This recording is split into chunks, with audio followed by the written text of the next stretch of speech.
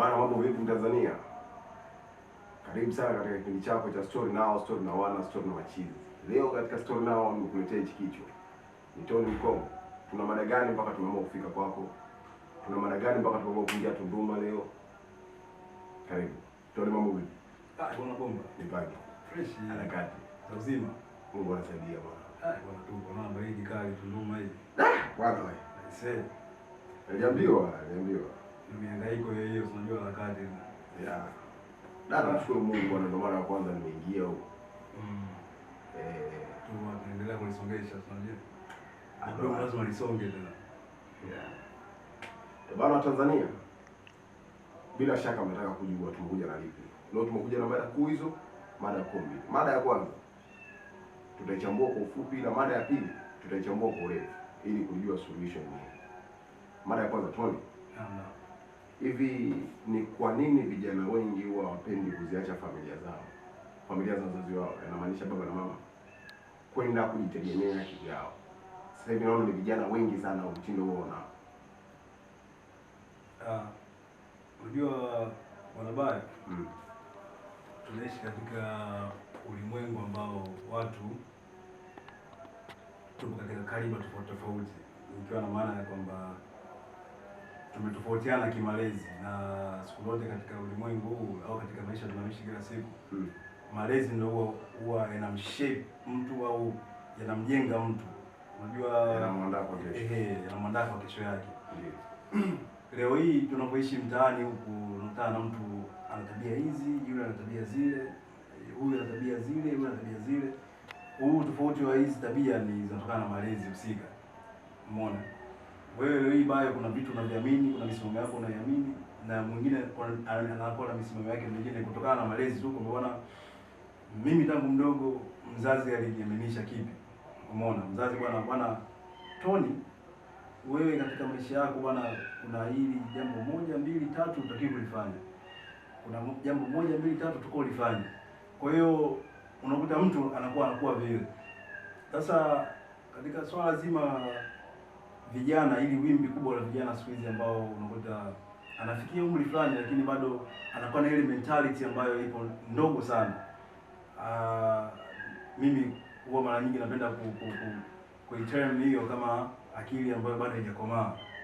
Umeona? Ni kwa nini hao vijana au sisi kama vijana inafikia kipindi kwamba akili zetu zinakuwa zikomai mapema? Umeona?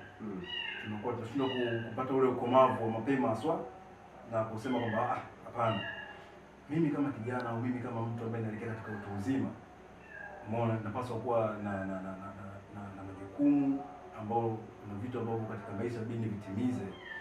Sasa kukaa kwa wazazi na kwa si sahihi. Sasa hiyo akili, kuipata hiyo akili inakuwa kidogo ni mtihani kwa ulimwengu wa sasa hivi. Naweza nikasema ni kutokana na utandawazi ambao upo mpaka sasa, unakuwa unatulemaza vijana wengi. Huo ni ukweli bwana baya. Tony, utandawazi hapo umeingia vipi ndugu yangu? Nikiwa na maana ya kwamba kwa miaka ya hapo nyuma tukiangazia hapo nyuma, unakuta vijana wengi walikuwa, wazee wetu ambao ni wa sasa, walikuwa wakilelewa katika mfumo ambao ulikuwa ukiwajenga kichwani mwao kwamba bwana,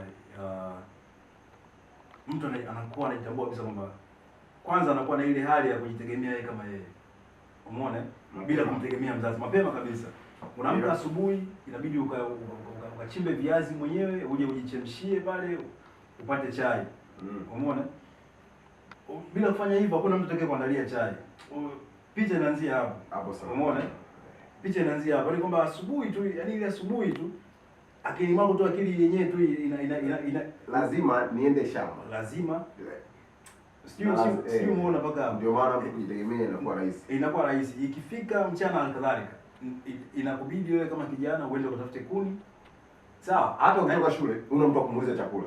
Huna. Lazima uingie jikoni. Yaani wewe unajua kusema unarudi nyumbani naenda kukata kuni, mama apike. Hivyo basi sina maana kwamba utandawazi tukatae. Hapana. Na sina maana ya kwamba wazazi ambao hawalei watoto wao katika hii mifumo kwamba ni wanawalea katika malezi mabaya. Hapana. Ila misingi ni misingi tu, itabaki kuwa misingi siku zote. Na masuala ya muhimu yatabaki kuwa masuala ya muhimu tu siku zote. Sasa ulimwengu ambao tunaishi ni ulimwengu ambao una evolve, nikiwa na maana kwamba ni ulimwengu ambao unaenda unapitia mabadiliko kadha wa kadha. Umeona? Ambayo hatuwezi kuikataa, ni nature. Umeona? Ni asili, na siku zote hakuna mtu mwenye nguvu ya kuikataa asili. Siku zote.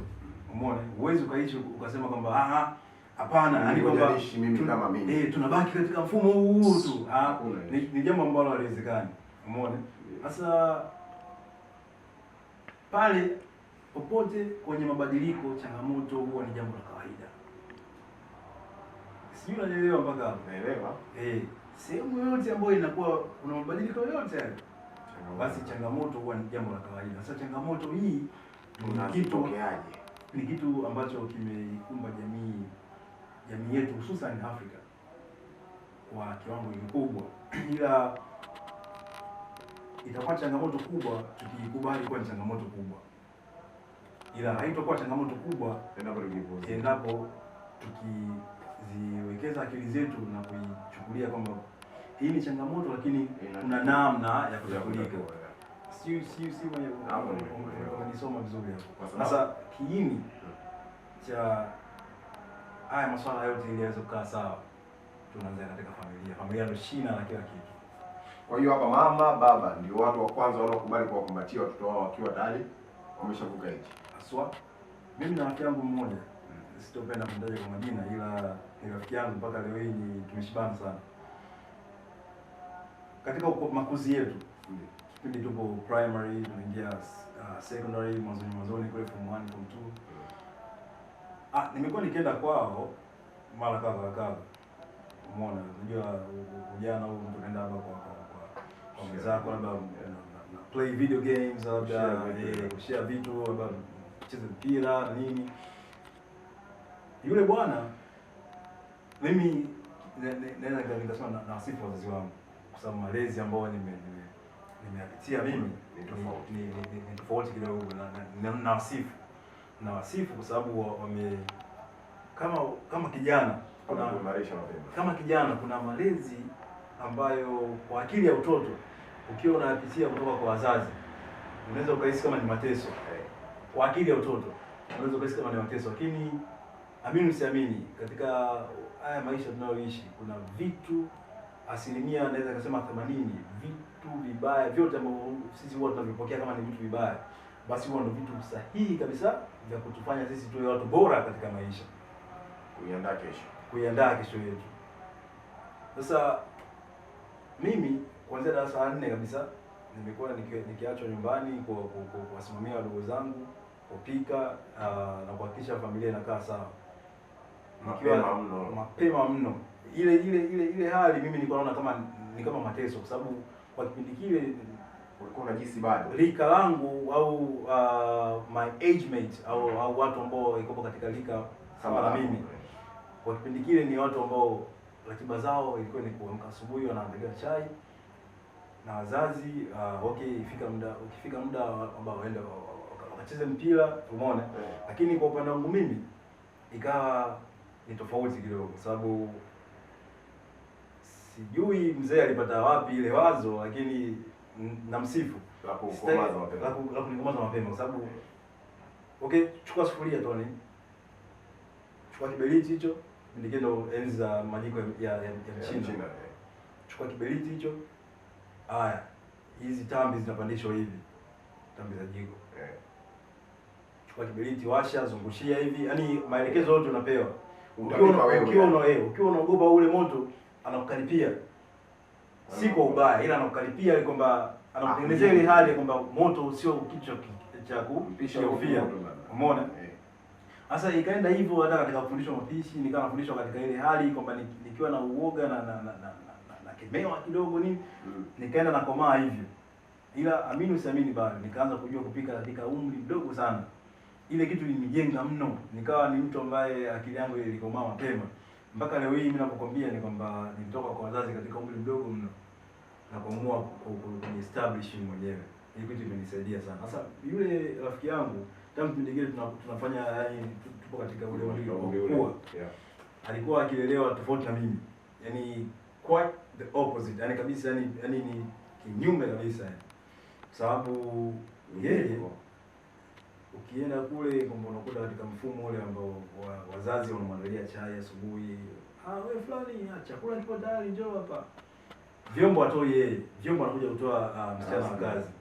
Kwa hiyo una mifumo fulani ambayo wengi wote, jamii kubwa ya Tanzania nadhani pia kama maendeleo, lakini ni kiuhalisia future ya yule mtu au akija kufika katika stage ambayo inabidi sasa ategemee apate tabu no, sababu tunaishi na watu bayo niamini mimi, huyu brother ni he's my best friend, yani ni rafiki yangu kipenzi, umeona. Ila ile kitu ambayo ilikuwa inafanyika nyuma imekuja kumaffect sasa hivi. Kiukweli nikwambia tu ukweli, sababu ameshaanza kujitegemea kwa sababu maisha ya chuo inabidi mtu akae mbali na wazazi, sababu lazima ujitegemee. Lakini hiyo kitu naona inamwathiri pakubwa mno yani. Umeona? Sasa inabidi sasa atumie nguvu kubwa kujifunza mambo ambayo pengine angejifunza katika umri ule kipindi kile. Sasa hivi ingekuwa anaishi tu comfortable. Umeona? Sasa kuna ni changamoto kubwa kiukweli. Ni changamoto kubwa sana. Wazazi, kama hatutaongea hamtajua. Tumeona vizuri. Hizi ni tabia ambazo tunaishi nazo Watanzania wengi. Kuhisi kwamba upendo kwa mtoto unaweza kumfunga na vitu. Unajua? Kwamba bwana usichezee hichi, acha hichi, bwana acha hichi. Mwelekeze vitu vya kuacha. Na kuna baadhi ya mambo ambayo atakuja kukutana nayo mbele. Ni mapema sana kumfungukia mwanao. Hilo swala linapaswa. Tony, kama kuna Mtanzania leo kusikia hajakuelewa, nadhani atakuwa ni mbishi. Bana, dondosha comment yako juu ya hii mada. Umeichukuliaje ama una lipi la kuzungumzia? Unajua? Ila mada ya pili ni hapa. Tony, wazazi wengi waliozaa mabinti 80 huwa hawapangi ratiba za period za watoto wao. Hivi huwa ni kwa nini? Mtoto anapoandaliwa, si ndio? Kwanza kama mama huwa hamwandai mwanae kwa period. Inampelekea hatua kwamba mtoto anapoingia katika period, yani kipindi cha kwanza tu, ndio anajificha na kumficha mama yake kwa kulihisi lile ni tatizo kubwa. Tumeona vizuri? Inafikia hatua sasa mtoto huduma zake za msingi mwanzoni huwa anazikosa. Na ukikuta kuna baadhi ya watoto wanakufa za usiri. Unajua?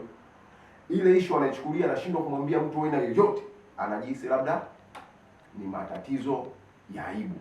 Unajua? Leo hii mama endapo utamwandaa mwanao vizuri, unajua tu, ukamwelekeza kwamba katika hatua za ukuaji bwana kuna mambo ya kupitia. Unajua?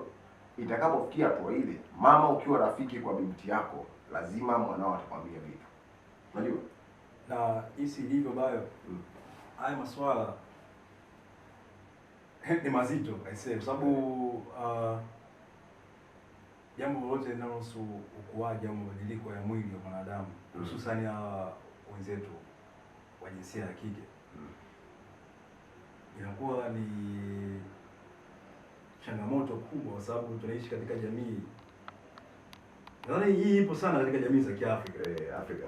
Jamii za Kiafrika hii imekuwa ni changamoto kubwa. Wenzetu wanaonekana wazi.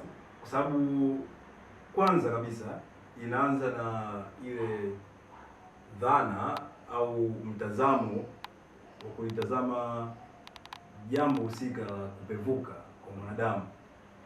Jamii ambayo tunaishi, hata ukikaa katika vijiwe au midaharo mbalimbali mitaani na katika jamii ambayo tunaishi kila siku, kuna maswala tu ambayo ukigusia kuyaongelea unapata picha au kujua na kutambua ni nini watu wanafikiria katika vichwa vyao, mapokezi ya maswala husika.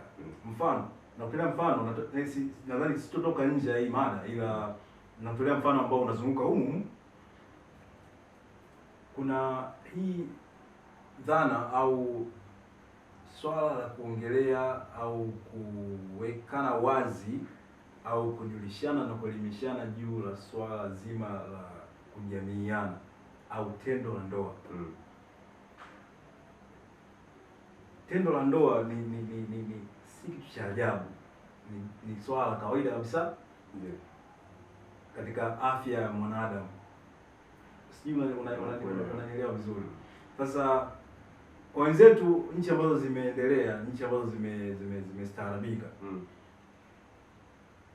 elimu ni si tu kujifunza yale masuala ambayo yamekaa kimitaala zaidi, mitaala ambayo ipo fixed, wazungu wanasema fixed, yani kwamba imewekwa hapo kwamba ni utasoma hapa utaishia hapa, ni sheria ambayo imepangwa, kwamba huwezi kujifunza vitu fulani ambavyo vimeenda beyond au vimetoka nje ya, umeona. Sasa tafsiri halisi ya elimu ni kuyajua yote, mabaya na mazuri, na kujua kuchambua kila kilicho jema na kila kilicho kibaya, kipi kinastahili na kipi kisichostahili. Mimi mzee wangu kuna siku akaniambia, Tony, katika maisha yako ambayo unaishi siku zote, hata siku moja usikae ukaitengeneza taswira kichwani ya kusema kwamba unabagua marafiki, yani unabagua marafiki kwamba nakuwa na marafiki wazuri tu kitabia, yani kwamba bwana bayo hapa ndo mtu mwenye tabia njema, okay huyu rafiki yangu, okay fulani hapa ana tabia njema, huyu ndo ananifaa kwa rafiki yangu, wengine huyu anasifika kwa tabia mbovu, huyu simtaki. Akasema hii kitu si nzuri. Mimi sikumuelewa hapo mwanzoni, sababu nikasema mzee anamaanisha nini? Kwa hiyo ina maana mimi nina marafiki pia wahuni na sio toka nilivyo, lakini akasema hapana, tafsiri ya maisha haswa ni kwamba kila mtu unayekutana naye basi ana kitu cha thamani sana cha kukufundisha. Narudi katika mada yangu ambayo nilikuwa najibia. Sasa jamii hii ambayo tunaishi nayo, umeona, unakuta mfano kwa hii dhana ambayo tumejijengea sisi vijana au na wazee wetu ambao wamekuwa wakiishi, miaka inazidi kwenda na wamefika katika umri huu, wametupata sisi vijana, wamepata mabinti. Katika malezi ambayo tunalelewa, ni malezi ambayo tunafichwa vitu vingi sana tusivijue. Ikiwa mzazi anakuwa anahisi kama anajiaibisha au anahofia mtoto asije akamwona mzazi namna gani vipi, hapa baba muuni, kwa nini baba ananiambia hivyo, kwa nini mama ananiambia hili swala. Wakisahau kwamba elimu au maarifa fulani ambayo mtoto akiyapata yanakuwa ni nyenzo nzuri sana ya kumfungua na kumpambanua ubongo wake. Ni kweli. Ipo hivi. Leo hii sisi katika familia yetu, mimi ni kaka mkubwa, yaani ni mtoto wa kwanza, na wadogo zangu wawili wa kike na mmoja wa kiume. Ndio. Wadogo zangu wa kike hao tayari washapevuka. Ila kipindi wanapevuka, yaani hapa tunaelimishana bado. Kwa hiyo kuna vitu vingine inabidi tu mtu uweze ku-express katika jamii ili waweze kujifunza pia kutokana na mifano. Kipindi wanapevuka wadogo zangu, mzee kabla hawajapevuka alikalisha chini kuwaelesha kuhusu hilo jambo. Watanzania si unaelewa vizuri. Alielewa ni kitu. Alikaa nao chini na kuwaelesha kama bwana, kuna 1 2 3, kama bwana, katika ukuaji wenu kuna kitu hiki mtakipitia, msikishangae. Inabidi mfanye 1 2 3. Ikikukuta katika muda fulani inabidi ufanye swala hili na hili na hili. Waliwekwa sawa kisaikolojia kwamba msiogope wala msione aibu, sababu hili ni swala la kawaida ya kibinadamu. Umeona, ukuaji upevukaji wa mtoto wa kike uko hivi, upevukaji wa mtoto wa kiume unamchambulia mwanao wa kike, sawa, unamchambulia ajue tofauti kwamba bwana, wewe unakuwa hivi na mwanaume anakuwa hivi. Kwa wewe ukikuwa hivi ichukulie kawaida, na mwanaume naye anakuwa hivi, kwake yeye anachukulia kawaida. Umeona? Kwa sababu unahama katika stage ya utoto, unahamia katika stage ya utu uzima, kwa hiyo inabidi uipokee mabadiliko ambayo yanatokea, inabidi uyapokee. Sasa hii kitu wazazi wengi katika jamii yetu ya Tanzania, Afrika Mashariki na Afrika kwa ujumla, tumekuwa na jamii asilimia kubwa ambao wazazi wanashindwa kuwaweka wazi watoto wao wa kike, si kuwaweka wazi tu, bali kuwaelimisha katika masuala mbalimbali juu ya afya zao za uzazi au ukuaji wao na upevukaji kwa ujumla. Sasa sio mzazi kwamba unamfundisha mwanao kwamba bwana ajue tu kuhusu makuzi au mabadiliko ya kimwili au bare iko vipi. Vile vile inabidi mzazi ifikie kipindi kwamba amjuze mtoto kwamba pia kwa kubadilika kwako jamii yako inakupokeaje. Ni kweli. Sio umeelewa bayo. Yaani jamii husika inampokea vipi mtoto wa kike baada ya mabadiliko yake ya kimwili. Umeona? Mzazi mwambie mtoto bwana, kuna kutongozwa hivi, vijana wana mbinu hizi na hizi na hizi za kuwashawishi mabinti kwa alghai na vitu vyote. Mweke wazi, yani funguka. Yani inabidi ifikie kipindi kama mzazi utumie experience yako ya ujanani na haya yote ambayo unayajua kuhusu jamii husika, umwagie mtoto ayajue na kujaribu kuweka mifano hai kwamba bwana, sasa mtu wa siku ashindwe yeye. Bwana, sasa mimi nimekwambia yote haya, inabidi ifikie hatua licha ya haya mabadiliko ya ukuaji ambayo unayapata, jamii itakupokea kwa namna hii. Unapomwambia jamii inakupokea kwa namna fulani, una maana gani? Ni kwamba changamoto za watoto wa kike zinafahamika katika jamii pindi ambapo wanapovunja ungo, wanapopitia mabadiliko ya kimwili. Mweke wazi mtoto, mweke wazi bwana, mtaani ukifika mtaani utatongozwa. Umeona? Wanaume ama vijana wana mbinu hizi 1, 2, 3 za kuwarai, umeona, kukushawishi ama kukupoteza katika dira yako ya kimasomo. Kwa hiyo yule binti unamweka katika ile hali ya kwamba yeye sasa inabidi ajisimamie, awe na chaguo kuchagua sasa kwamba mimi nishaweka wazi, nimejimaliza mimi kama mzazi. Umeona? Yangu yameisha. Sasa hapo kwao inabakia akili kichwani kwako. Usiseme kwamba ukuambiwa. Madhara ya wewe kulegalega katika haya mimi niliyokuambia ni haya. Matokeo mimba za utotoni, maradhi na vinginevyo vingi. Sasa umeona bayo ambao sisi nimejaribu kuelezea ni mambo ambayo wazazi hawaambii watoto wao wa kike. Na pia Tony, kuna swala moja, wazazi wetu wa Kiafrika, hizi tamaduni tunazo, huwa hatutengi bajeti za watoto. Upande wa mabinti tupa kwamba hatutengi bajeti ya kwamba hii katika ile shule ninayompa hii ni special kwa ajili ya yani vifaa, unajua maandalizi ya siku zetu siku zao wanawake. Huwa wazazi wengi wanalifumba hivi, yaani mtoto anapoa tu hela na hii bwana utafanya hii utafanya hii shilingi 2000 ni ya dharura, yaani ni ya kwako ya matumizi. Sasa mtoto kama mtoto, kumbuka umeshamwita mtoto, maana yake hana upeo mkubwa sana wa kufikiria kwamba huenda nitakuja kuingia katika wakati kama huu. Anashindwa kujiandalia hivyo vitu. Anachokifanya yeye ni ile ya matumizi, kuyafanya matumizi yake binafsi. Umeona? Hapa anaweza kutoka kumweka wazi mtoto. Endapo utakuwa umemweka wazi mtoto, nadhani hata bajeti yake pia utakuwa unaikumbuka. Sasa bajeti za hedhi wazazi watuwekee wanafunzi wetu au watoto wetu. Inapelekea tu Tony, mtoto anakuja kushawishiwa na mwanaume. Umeona vizuri? Kwa kuwa kutumia pesa. Binti yupo katika kipindi kama hicho. Anajua usoma kwa anahitajika nipate pedi, si ndio? Ama kitambaa safi cha kujistiri. Pesa hana, kitambaa safi hana. Kwa wakati huo unamfikiria kijana akijitokeza kwenda kumapproach atampata. Na ndio maana sasa hii imekuwa ni changamoto. Kwa sababu gani baya? Ndio tunarudi pale ya kwamba mzazi kukosa tu kumwelimisha yani mwanao katika kipindi cha mwanzoni kabisa pale, yani mapema mabadiliko yanapomtokea au kabla hata mabadiliko hayajatokea.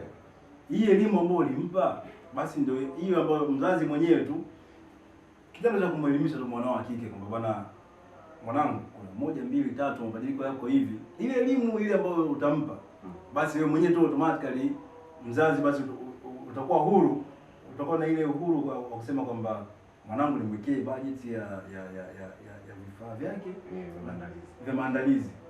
Wazazi wanashinda kufanya hivyo kwa sababu yani huku mwanzoni pia alimfumba. Umeona? Huku umemfumba, kwa hiyo huku mbeleni anakuwa yupo katika confusion, anakuwa yupo katika ile wanasema sintofahamu. Umeona? anakuwa anashindwa kuelewa sasa kwamba kwa sababu unakuta shughuli nzima baadaye sasa ndo unakuta wazee wetu lawama wanazungushia kwa kina mama, sababu huku yeye na hii pengine sasa iwe ni ujumbe kwa kina baba. Umeona, huwa tunakosea katika hili, yaani inabidi tuambiane tu ukweli, tunakosea. Umeona, hii shughuli sio ya kina mama, labda tuwekane tu sawa katika hili. Ndio, hii shughuli sio ya kina mama. ni kweli. Yaani swala la binti yako kupata hii knowledge au kutambua ukuaji wake uko vipi na namna gani ya kuingia katika jamii na kuishi vipi katika jamii hiyo husika, kwamba ametoka katika utoto anaingia katika utu uzima, anatakiwa aishi vipi, sio jukumu la kina mama, ni jukumu la wazazi.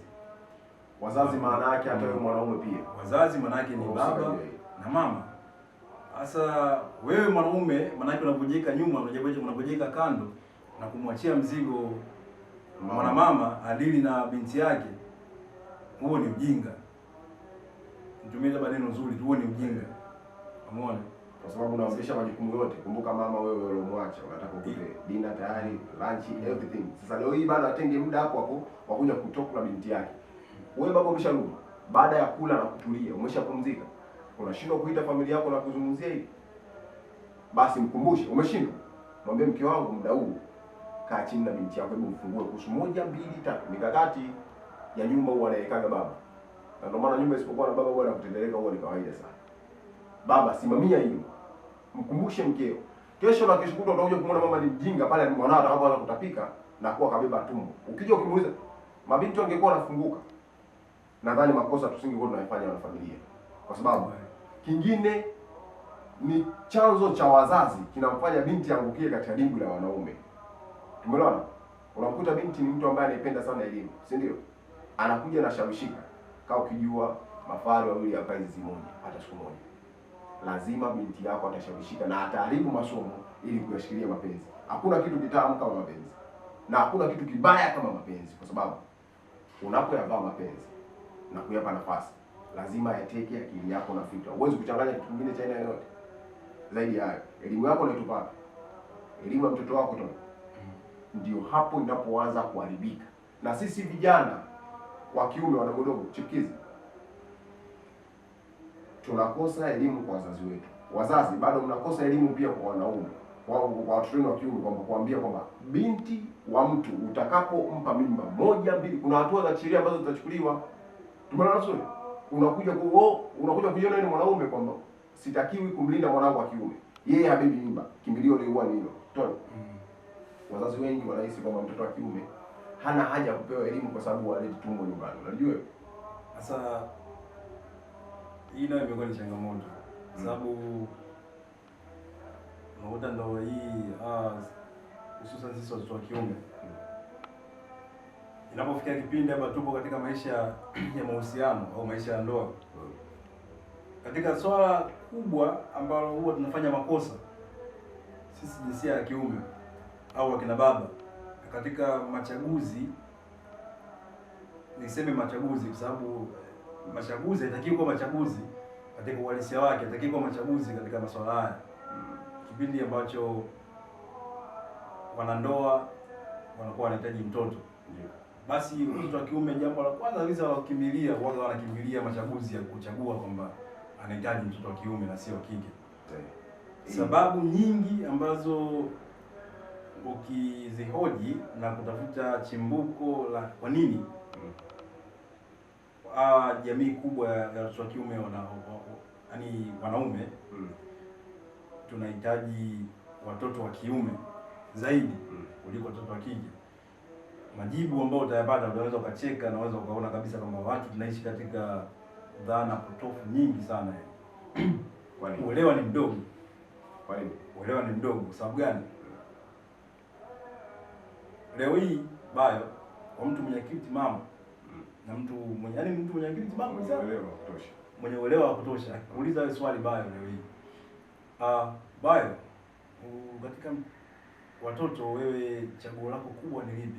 Unapenda mtoto wa kike, upate mtoto wa kike au upate mtoto wa kiume? Ukilijibu hilo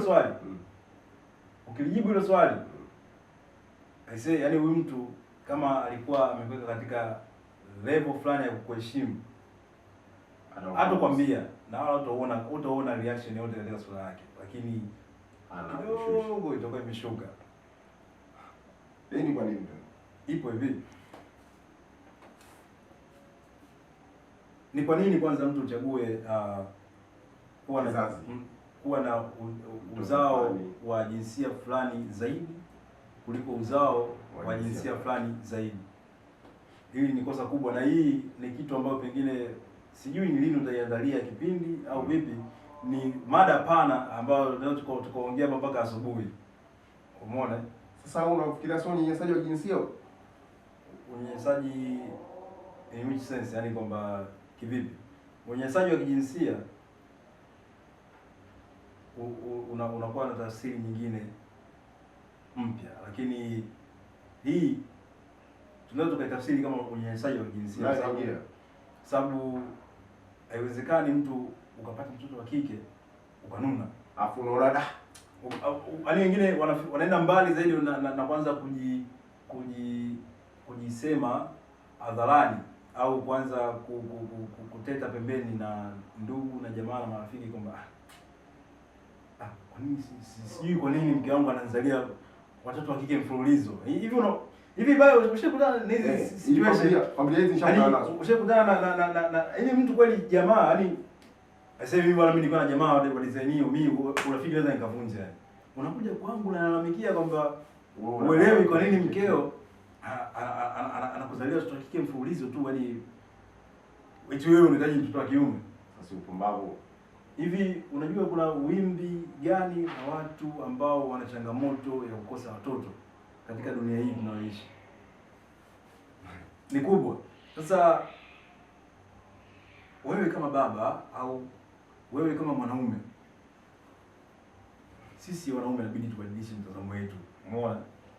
Inabidi tubadilishe, na hii ndio ambayo inakuja kutuathiri kwamba mtu anakuwa na ile jeuri ya kwamba huku mwanzoni alikuwa anahitaji watoto wa kiume so bad, yani kwamba ile sana kwa ile shauku kubwa, mtu anahitaji watoto wa kiume na kawapata. Sasa anajiona kama yeye ndo kashawini maisha, yani kwamba kashafanikiwa, kafika mwisho. Sasa kuanzia pale ile kumbe ajui kwamba inamwathiri hata kisaikolojia. Huyu mzazi sawa kiume inamwathiri kisaikolojia, anakuja kulegalega hasa kwenye malezi pia na kuona kwamba mimi na kijana wa kiume hawezi kuwa na changa, yani atakuwa tu hivyo hivyo anapanda tu. Kwa hiyo unakuta pengine mzazi wa kike anajitahidi kumnyosha mwanae wa kiume na nini, lakini huyu mzazi wa kiume anakuta anatetea ujinga sana. Unaona, mwache mtoto bwana, mwache kijana wangu wewe bwana. Kumbe tunapotea, yani ni changamoto kubwa. Tony, haya maisha unanikumbusha kitu kimoja. Unajua mimi katika ukuaji wangu nilikuwa ni mtu mmoja usiosikia. Wanaonifahamu wanalifahamu hili ninalozungumza. Tony, mimi nilikuwa nimekwenda kwenye kipindi cha baada ya TV japo nyumbani TV ipo, lakini nilikuwa natoka. Unajua kuangalia TV peke yako haina vibe. Na haswa ukiwa katika umri mdogo. Kwa hiyo nilikuwa natoka naenda kuangalia TV. Kile kitendo mama mzazi alikuwa anakirekwa sana kwa sababu anafikiria hatari ya usiku. Nilikuwa narudi saa 2, saa 3. Na kati nyumba yetu ni nyumba ya kampuni ambapo mwisho wa watu kuingia ndani ni saa 12, saa 1 kasoro. Ile issue mama akawa ananipiga sana. Nilikuja kumsikia baba siku moja alikuja kunikuta nipo chaka, nimepigwa kipigo hicho. Yeye unaweza kusema ni mwizi, lakini ni ndani ya kumuonya mtoto kwamba leo hii nikishuhudia kipigo nilichopigwa, lazima kesho nitaacha hiyo tabia kwa sababu nayakumbuka maumivu na kipigo nilichopata. Baba akaja kumwambia mama, sitaki unipigie watoto wangu wa kiume. Dili na watoto wako wa kike. Malezi ya baba yakoje kwao? Baba ni mtaratibu vibaya mno. Umeelewa?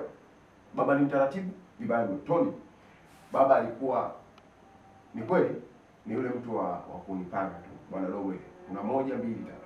Yeye huwa anapenda sana kunita dogo. Usiende kwenye TV.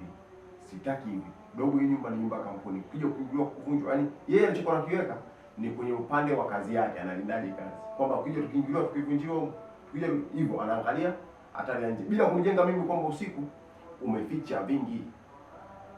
Umeona vizuri? Tony usiku ni kitu kimoja kibaya. Sasa baba yeye alikuwa hataki nipigwe, analinda kwamba huyu ni mwanaume, unajua? Bila kunipa hatari zake. Wazazi tunakuwa tunakosea sana. Ndio. Tunakuwa tunakosea pakubwa sababu ni changamoto. Inabidi ifikie stage mtu wa treat yani kama watoto wa kike na watoto wa kiume, basi tuwe tunawapa malezi ambayo ni sawa. Unajua hii dhana ya kusema kwamba 50 kwa 50 kwa wanawake na wanaume ina maana kubwa sana, ila kwa wapumbavu hii nahisi ndio watu elewa. Umeona? Ila kwa watu ambao wana tafakuri kubwa ya kifikra na watu ambao huwa wanachangamsha bongo zao kufikiria, basi wataelewa hii.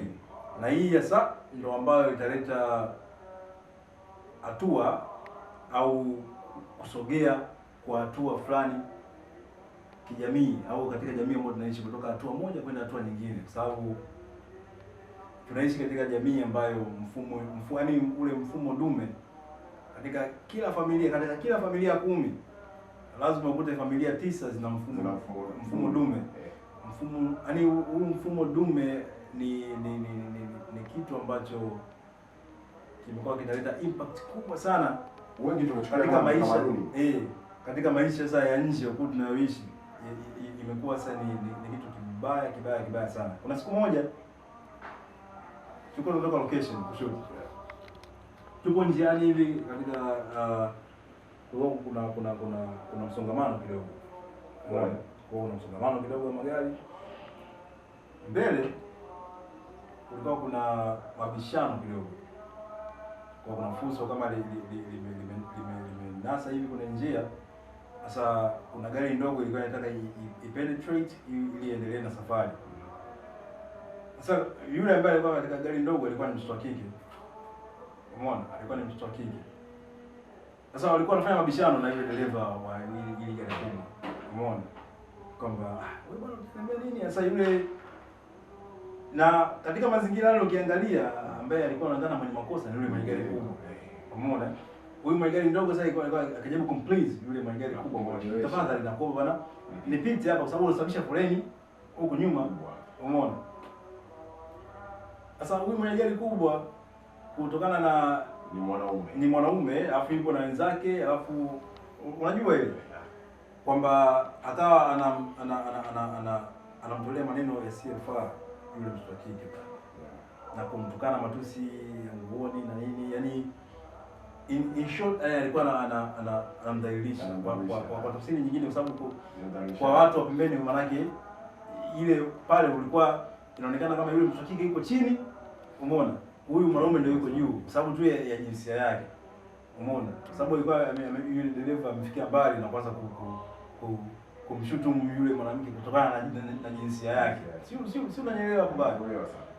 Sasa kilichompa funzo yule jamaa wa gari kubwa, mimi nilikifurahia. Sababu yule mwanamama ambaye alikuwa katika gari ndogo, huyu mswahili ambaye alikuwa katika gari ndogo, alikuwa ni mwanajeshi. Yaani sijui sina nielewa baya. Nakuelewa. Kwa hiyo jeuri yote huyu bwana mkuu alikuwa anaifanya, alikuwa hajatambua alikuwa anaongea na nani. Yule binti ilibidi atoke nje. Umeona? Ilibidi atoke nje. Akamwambia wewe unanitukana mimi kwa sababu ya jinsia yangu, si ndio? Unanitukana mimi kwa sababu unanidharau kwa sababu ya jinsia yangu. Sasa ukataka kokote huko kubakia hivi sio kaoja, yaani usije ukaja kutengoka kauli. Usibadilike yani. Sababu umenidharau mimi kwa sababu ya jinsia yangu. Sasa subiri hapo hapo. Yule binti aliita wanajeshi wenzake waje pale eneo la tukio. MP walikuja pale, MP kadhaa yaani kadhaa kuja kutuliza ile gasi ya pale. Yule dereva mpaka leo hii nahisi hata kuja katika maisha yake hata kuja kukaa amdharau mtu asiyemjua na sio mtu usiyemjua, lakini dharau ilibidi tu yani itengenezwe ile mentality kichwani kwake na uelewa kwamba mwanamke si mtu kumdharau. Umeona? Kwa kukosa tu yule dada kuwa mwanajeshi, kwa pengine ingeendelea kingine. Lakini pia kwa huyu dada kuwa mwanajeshi na kutumia mamlaka yake aliyokuwa nayo kutuliza au kumpa funzo huyu kijana, pia imekuwa ni jambo zuri na kuonyesha kwamba kumbe wanawake pia wanaweza. Si unaelewa hapo bado? Unaelewa sana. Umeona? Si unaelewa, si tunaelewana mpaka hapo. Watanzania Ni jambo ambalo la kujifunza, umeona? Sababu kuna masuala mengi tu ambayo yamekuwa yakitokea katika jamii na kuacha watu midomo wazi. Ukiangalia mtu ambaye yuko nyuma ya pazia kusababisha hilo jambo husika kutokea, umeona? Ni mtoto wa kike. Umeona? Achilia mbali sasa hivi tuna rais wa kike Mama Samia na tunaishi vizuri tu kabisa. Umeona? Heshima kwako. Kwa hapo sasa unakuja kuona kwamba kumbe watoto wa kike pia wana nafasi kubwa katika jamii tunayoishi. Watanzania, nadhani mada yetu imefika. Tulichokuwa tunatarajia kifike Tony, kimefika kwa Tanzania. Sasa basi, cha kufanya ni kuandalia kipindi ambacho kitakuwa kinawalenga wanafunzi ama watu katika umri, ili kuchukua dondoo mbili tatu, ni changamoto gani wanapitia kwa haswa wanawake wanapoingia katika kipindi chao. Hicho kipindi ni kipindi cha wiki ijayo. Nadhani Jumatatu ijayo tutakiachia. Wewe ni baba wa nyumba, yeye ni mama wa nchi. Nani zaidi? Unajua? Aisee, inabidi tubadilike sana. Inabidi yaani kuna watu ambao tunaishi katika hii kukamata shingo kama gogo. Unakaza fungu. Aisee, tubadilike. Bana, usisahau kuacha comment hapo chini ili kuendelea kujengana wenyewe kwa wenyewe. Subscribe ili tuendelee kuishi. Sema Tony, nitaomba nipate nitajaribisha kwamba kwenye shule za msingi hizi nijaribishe kuongea na wanafunzi wa Marekani ya balee ili tujue ni changamoto gani wanazipitia, kwa sababu sisi wenyewe tumezungumzia, lakini si kiutashi kama wao wenyewe ukiwauliza wanajibu. Kweli. Umeona vizuri? Kipindi kijacho nadhani ni wiki ijayo. Tutachia. Inabidi tukutane na wanafunzi. Wewe Mtanzania ulioangalia leo, ulioguswa na changamoto, hii changamoto itakuja kufunguka kwa mwanafunzi mhusika. Kwa hiyo usisahau kusubscribe ili kuendelea kufuatilia kipindi hichi. Asante.